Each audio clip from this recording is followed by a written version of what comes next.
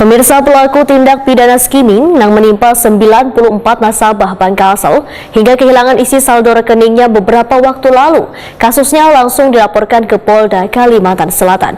Pelakunya pun sudah tertangkap di provinsi lain. Pelaku ini juga melakukan kejahatan yang sama di Bank Sulutgo pada awal tahun.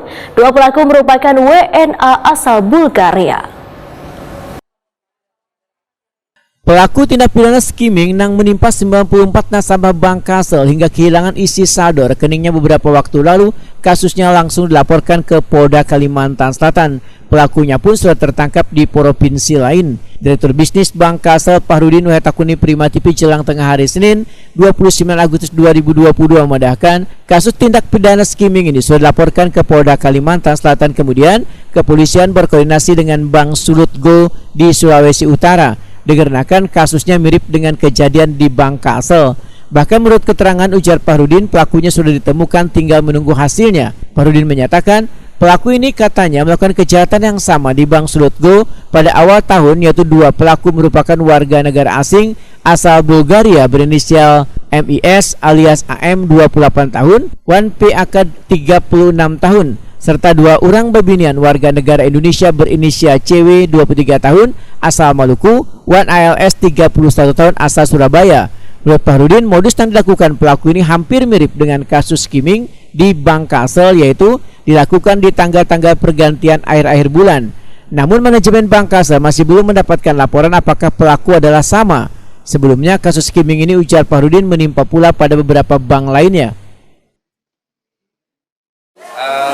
Pelaku ini kita laporkan ke Polda, dan Polda sudah koordinasi dengan Bank Sulutgo ya, katanya pelakunya tertangkap di Sulutgo, sudah ketemu. Nah, ini lagi proses, kita tunggu nanti hasil. Sulutgo, pelakunya ini sebelumnya melakukan di Sulutgo katanya, Pak, informasi Sulutgo. Sama lah Pak. Nah, ini makanya kita belum dapat laporan lagi apakah pelaku yang sama. Karena kalau dari modus yang mereka lakukan itu hampir mirip lah, dilakukan di tanggal-tanggal pergantian akhir bulan. Ini selain Bank Kalsel ada ke bank-bank lain juga Pak? Sebelumnya korban ada beberapa BPD yang lain. dalam waktu dan beberapa pekan sebelumnya bulan-bulan sebelumnya ada. Berarti khusus menyerang bank daerah kan? Iya, bank daerah atau bank.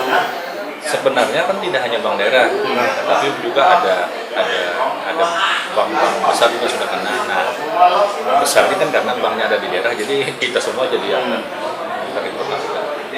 Ada orang dalam nggak Pak? Kalau skimming tidak akan Tidak ada orang dalam.